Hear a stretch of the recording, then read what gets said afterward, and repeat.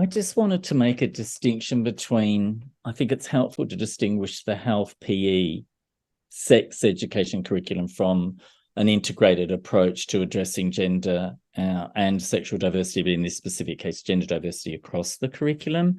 And, so if I think about an English teacher integrating novel, which includes a trans character or a non-binary character, is a parent going to then ask their child to be removed from that classroom?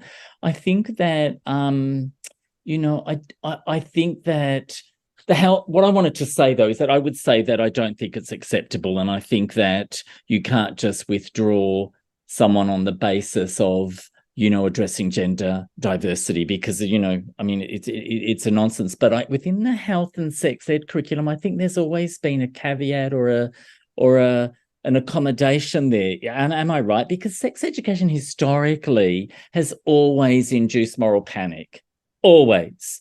And, we had a case of it here with, the revised curriculum, health PE curriculum, sex ed curriculum in Ontario. And I don't have to tell educators in the room about that. And then Ford government was elected, and then they rescinded that progressive curriculum and required everybody to return to the 1998 version of it. But within the context of that sort of backlash, there were discussions. Educators were talking about, well, does that mean I can't address gender diversity within, the English classroom in other areas of the curriculum? So I think that it has to be framed as, all youth need to see themselves represented in the curriculum.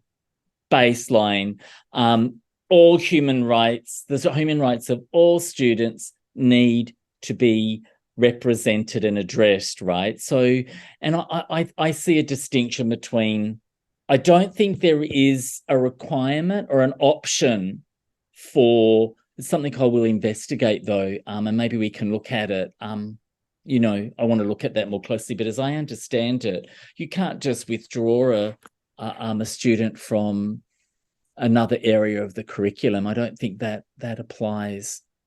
So I can speak a little bit more to that. And so the folks who are in my class, I'm sorry, you're going to hear this again, but this speaks to the importance of knowing the policy that we're working with. And there are very clear procedures for requesting an accommodation on whatever basis to be removed from the health and physical education. This is only K-8. It doesn't apply to high school. And every single board is going to have procedures put in place. But if you don't know that those procedures exist and you aren't familiar with what that process looks like, then if somebody comes to you and says, I'm yoinking my student from your classroom, you're going to say, okay, I guess, because I don't know any different. And I don't know who to ask at my board about whether or not this is what we're supposed to be doing. So the familiarity and the fluency with policy is critical to understanding what our roles and responsibilities are as educational workers within a school. The second part of that is that the health and physical education is the only one that you can request to be removed from. This does not apply to your day-to-day procedures or lessons at all.